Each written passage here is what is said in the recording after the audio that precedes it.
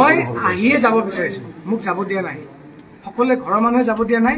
আমাৰ মোকতো কোনো কোঅৰ্ডিনেট কৰা নাই। আমাৰ মই এতিয়া তাত সিদ্ধাৰ্থৰ কাৰণেও কোনোবাই কিবা ক'লে যে তাক সি আহিব লাগিব। মোৰ কাৰণে কোনে কৈছে? মোক এবাৰ কওক, কোনোবাই যদি কৈছে যে শেখৰ আহিব পাৰে, মই যাম। কিন্তু মই এটাই শুনি আছো, শেখৰকো মাৰি পেলাম, শেখৰক মাৰি পেলাম, শেখৰক য'ত দেখা পাওঁ তোক হাৰ মূৰ ভাঙি দিম, তোক চুবাই খাম। মোক এনেকে পাৰ্চনেল মেছেজ দিছে, যাৰ কাৰণে মোৰ মোবাইলটো অফ হৈ গৈছে, এতিয়া অফ কৰি থৈছো। মই কোনটো সাহসত মোৰ ঘৰৰ মোৰ মিছেছ আৰু মোৰ 4 বছৰীয়া পোৱালিটোৱে মোক যাব দিব? মোৰতো কোনো পুলিচ প্ৰটেকশ্যনো নাই, না মোক কোনোবাই ফোন কৰি সুধিছে যে আপোনাক গাৰ্ড কৰিম।